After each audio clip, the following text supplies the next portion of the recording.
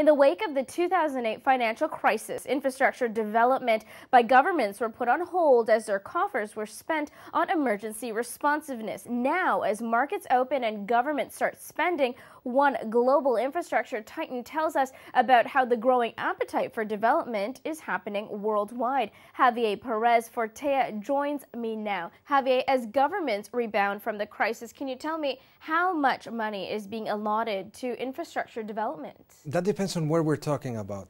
If we talk about Europe, there's nothing because basically governments have cut down spending and there are very few infrastructure projects that make it all the way through the tender process. Now, if we talk about the US, that's a different story. In the US, they acknowledge that their infrastructure network is obsolete, and they are taking the steps needed to get everything renewed and all this investment into the country. They are doing this, and they announced it a couple of months ago by creating an infrastructure hub that will gather up all the know-how and all the good best practices in the industry. I had the opportunity to participate in the B20 meetings in Australia this summer. What came out of those meetings was some proposals that we were making to the G20 Prime Ministers for their meeting later on in November in Brisbane, Australia. And infrastructure is considered a tool to create jobs and sustainable economy. Again, one of the proposals that the B20 made for the G20 was precisely to create an international infrastructure hub that would look over all the infrastructure projects that are needed all over the world and specifically in the developing economies. Excellent. Now, can you tell me about some of the examples of some of these recent projects that you've taken on? We just finished construction on open to traffic, a highway in Mexico. It's a highway that it's in the corridor that connects Mexico City to the Gulf of Mexico. That was open to traffic in September.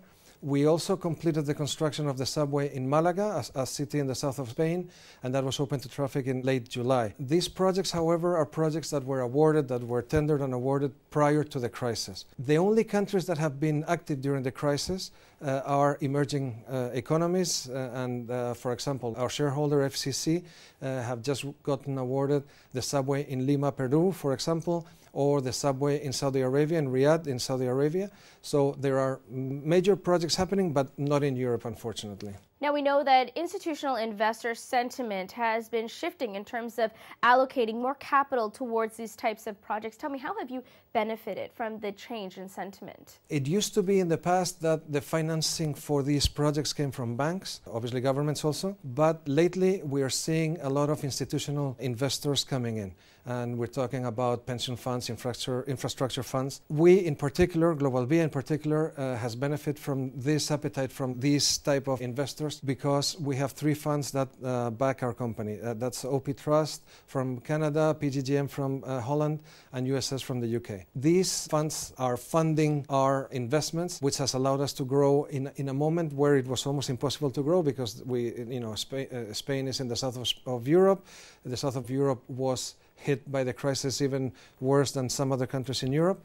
And in spite of this, we had the firepower and we were able to grow thanks to the backing of these pension funds. So we are very glad that there are alternate sources of funds, and we think that companies like us are still very much needed in this infrastructure world because we are the ones that are able to manage all the risks involved in transportation infrastructure projects. In light of this formidable marketplace, tell me, how much of it has influenced your ability to take on the Metro de Sevilla project? The Metro de Sevilla is a great project for many reasons, but the main reason by which we decided to take it on was because it rounded off our curricula. Basically, we are now probably the largest subway and tram operator, investor and operator, because there are other larger operators, but we invest in the assets also. So it has allowed us to be in the top of the world of operating subways and trams, which is allowing us to tender projects in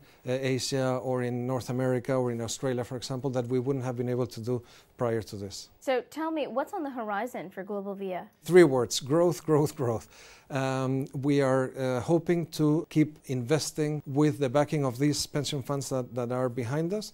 And Globalvia is right now number 2 in the world by number of concessions that we operate. And we are hoping to make it all the way to number 1, obviously, by investing very well and by investing in very specific and transformational projects. Not small projects, but large projects, always in the world of rail and road. Exciting times ahead. Javier, thank you so much for joining me today. No, thank you.